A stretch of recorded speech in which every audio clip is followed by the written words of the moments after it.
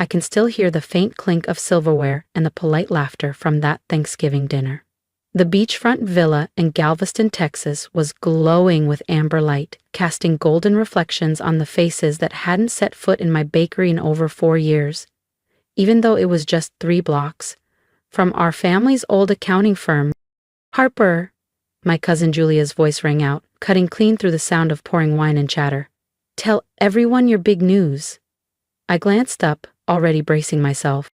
Julia sat poised in her tailored cream suit, her manicure pristine, her fiancé beaming beside her.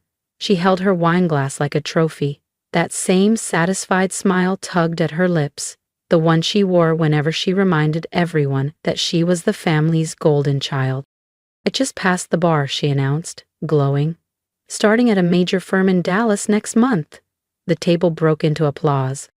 Uncle Ron raised his glass. "To Julia Mitchell, the pride of the Mitchell family." I took a slow sip of my cinnamon chai, thinking about the proposal drafts waiting on my kitchen counter. The ones for expanding Harper's Hearth into a second location. But no one here knew about that.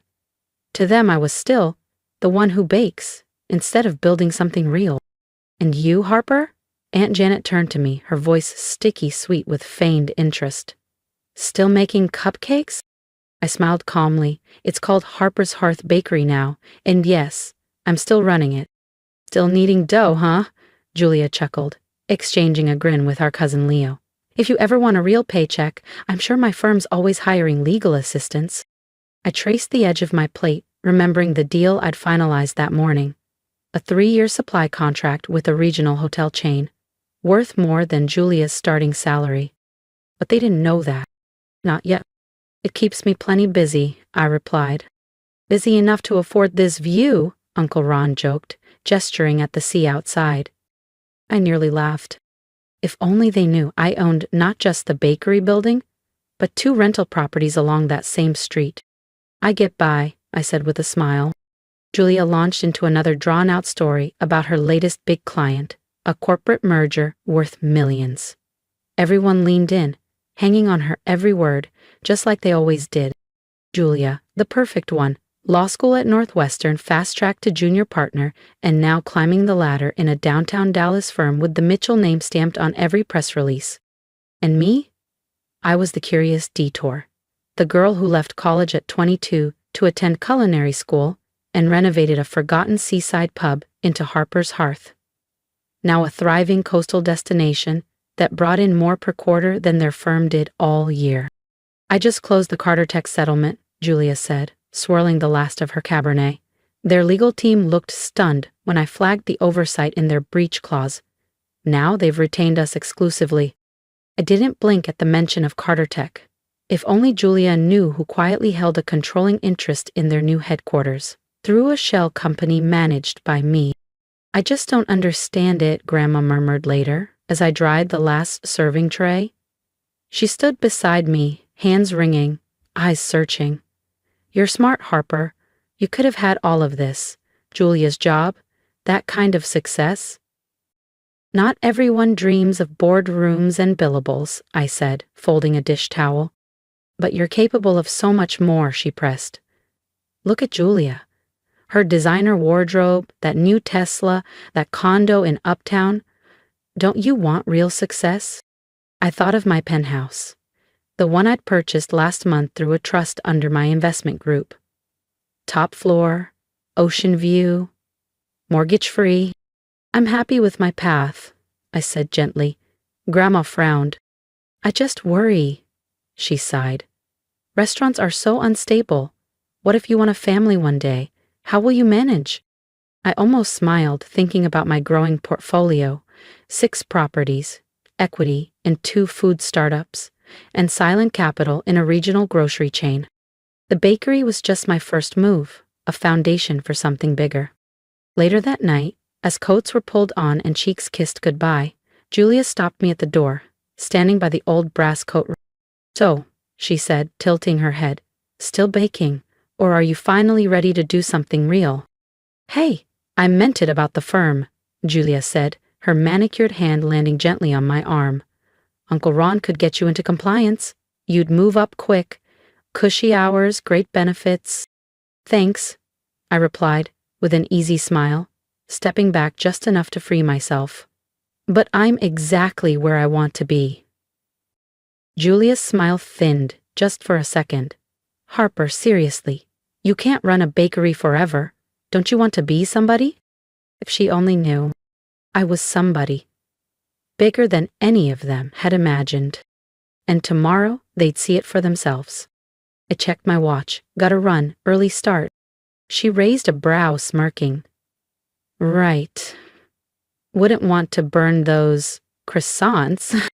I drove back toward town, headlights cutting through the coastal fog, until I reached the quiet street where Harper's hearth stood, golden lights still glowing from the late-night prep team. But I didn't stop in the kitchen. I entered through the alley door, the one that led upstairs to the real headquarters, a sleek, minimalist office tucked above the scent of cinnamon rolls and espresso. Most thought I spent my days frosting cupcakes and clearing dishes. What they didn't see was the network I'd built behind that charming storefront. 7 LLCs, 2 property groups, and an investment portfolio that had doubled in the last quarter alone. I slid into my leather chair, pulling out the file stamped Carter Tech portfolio. Tomorrow, Julia's beloved firm wouldn't be meeting with Carter Tech's new partners at a Dallas skyscraper. They'd be coming to my office above my bakery to finalize the asset deal.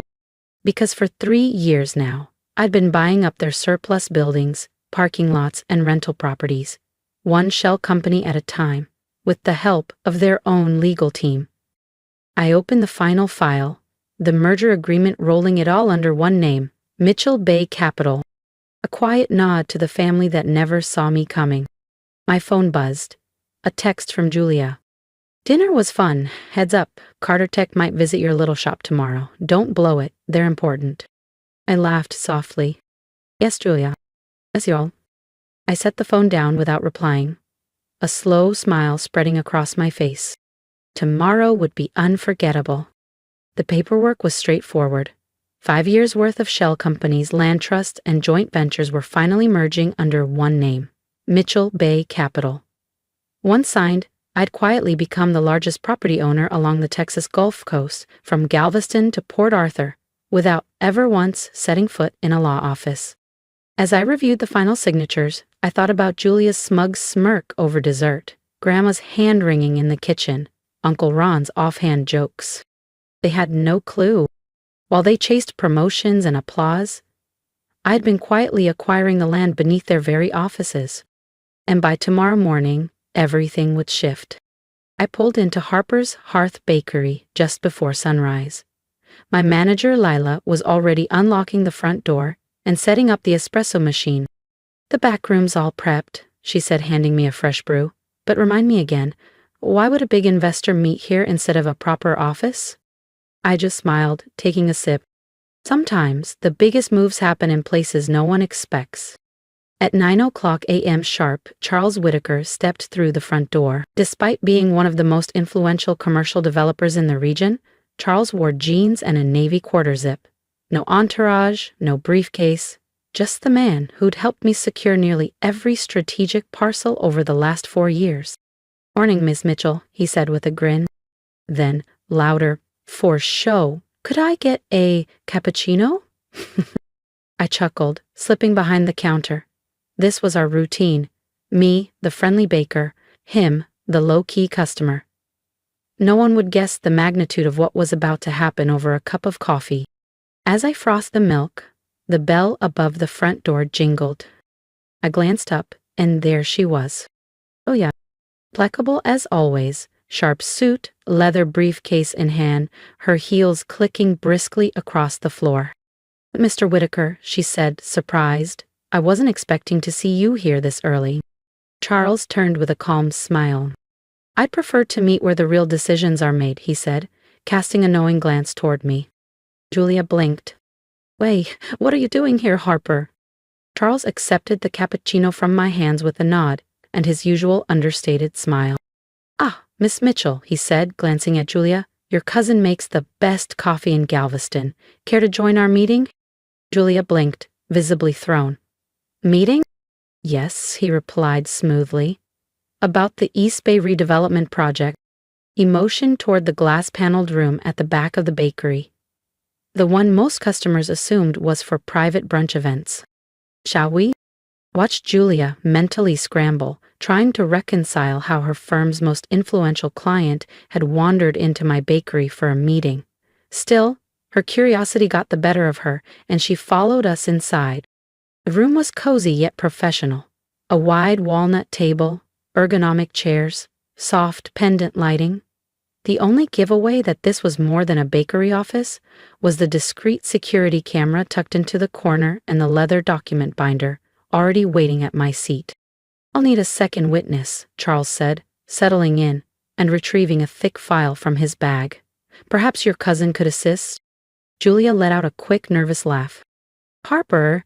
Oh no, she just runs the bakery." She looked at me like I was a barista who'd wandered into a boardroom. "She doesn't need to be involved in legal paperwork." Charles tilted his head. "On the contrary, she's the key party in this transaction." I sat calmly at the head of the table, fingers laced, watching Julia's confusion deepen. "Actually, Julia," I said, "you're the one who doesn't need to be here. But, since you are, you might as well witness something memorable." The front door chimed again. Grandpa and Uncle Ron entered, scanning the bakery until they spotted Julia, then glanced through the glass into the meeting room. "What's going on?" Grandpa asked, brows furrowed. "Why is Mr. Whitaker meeting you here?" Before Julia could even attempt an answer, Charles stood and addressed them warmly. "I invited them," he said. "It seemed only fitting to finalize this deal in the place where it all began." Julia's voice cut in, sharp and unsettled. What began?" I turned the binder slowly so it faced her, the gold-embossed logo gleaming in the light. Mitchell Bay Capital. I opened my laptop and mirrored the screen to the wall-mount projector. The title slide glowed bold and clear. Mitchell Bay Capital, Consolidation and Strategic Expansion. Below it, a detailed satellite map of Galveston's downtown corridor appeared. Entire blocks outlined, dozens of parcels illuminated in gold. Restaurant fronts, retail strips, parking lots, all under one name. Mitchell Bay Capital, his voice uneven. "My company," I said, my tone even and steady. "You might recognize some of the holding groups," I added, clicking through the slides. "Coastal Nest Holdings, Gulfway Ventures, East Harbor Trust." Julia slowly lowered herself into a chair, her expression tight with shock. "Wait, those are the same properties we've been handling contracts for," she said, the color draining from her face.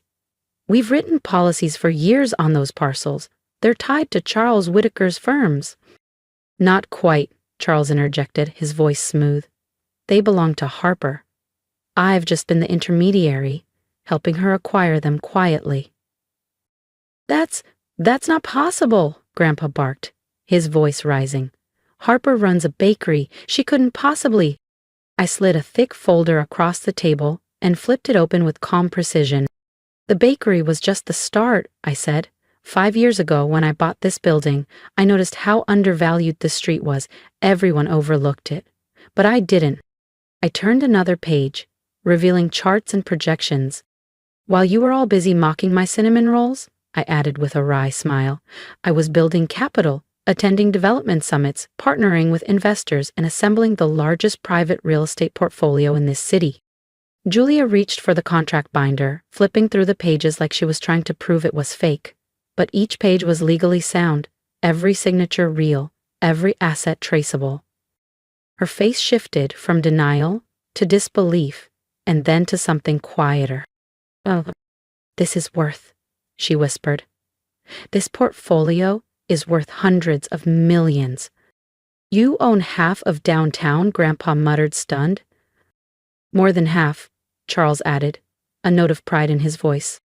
"Your cousin has a rare eye for value," he said. She saw possibility where others saw a rundown strip of shops. Julia looked up slowly, eyes meeting mine. She had no words.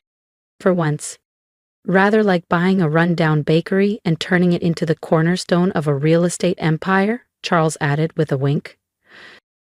Grandpa sank into a chair, looking like someone had pulled the floor out from under him. "Why didn't you tell us?" he asked, voice small. "Would you have believed me?" I asked gently.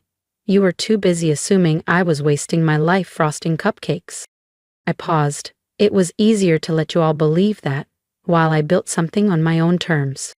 "But you wear an apron," Julia said, her voice cracking, still trying to piece it all together. "You?" I gave a calm, measured smile. "I wear a lot of things, Julia. Sometimes it's an apron. Sometimes it's a tailored blazer. The difference is, I never needed anyone else's title to validate my worth." Charles placed a sleep pen beside the contract binder with quiet ceremony. "Shall we make it official?" I signed first, hand steady. He followed, marking the date with a final flourish. And just like that, Mitchell Bay Capital became the single largest private landholder in Galveston. "Congratulations," Charles said, shaking my hand. "Though I'll miss our coffee meetings." "The heart's not going anywhere," I said with a laugh, "though I may need to expand once word gets out." That evening, after the stunned silence of my family's departure, I sat in my upstairs office, gazing out at the city lights, my city now, in more ways than one. My phone buzzed. A message from Grandma. "Can we meet, maybe? For breakfast?" I smiled. "Sure," I typed back. "I know a little place downtown. The owner's doing pretty well these days." Because sometimes success isn't loud. Sometimes it just smells like fresh bread and quietly buys the whole block. I closed my laptop with a quiet click and walked down the narrow stairs from my office. By tomorrow, the local headlines would read, "Mitchell Bay Capital consolidates coastal holdings. Youngest female investor behind the move." What tonight? Tonight, I still had a bakery to run. Because the biggest moves, the ones that shift legacies, don't always unfold in glass towers or downtown boardrooms. Sometimes they happen between sips of espresso and a slice of lemon loaf. In a place where the floors creak and the regulars know your name. If you've made it this far, thank you. This story isn't just mine. It's for anyone who's ever been underestimated, passed over, or dismissed because your dreams didn't come in a shiny corporate box. I'd love to hear your thoughts in the comments. Have you ever been doubted for following your own path? Mocked for dreaming differently? Share your story. Let's lift each other up and remind the world, success wears many faces. And if there's one piece of advice I can offer, it's this. Stop pouring your energy into proving yourself to people who've already made up their minds. Build anyway, quietly, consistently, boldly, until they can't look away. Wear the apron. Wear the heels. Wear whatever makes you feel powerful. Just don't forget, your worth was never theirs to define. I built this empire one batch of cinnamon rolls at a time. And if I can do that from a little corner of Galveston, you can too. Start where you are, keep showing up, keep building. Because sometimes the loudest statement you'll ever make is quiet, relentless, unstoppable success.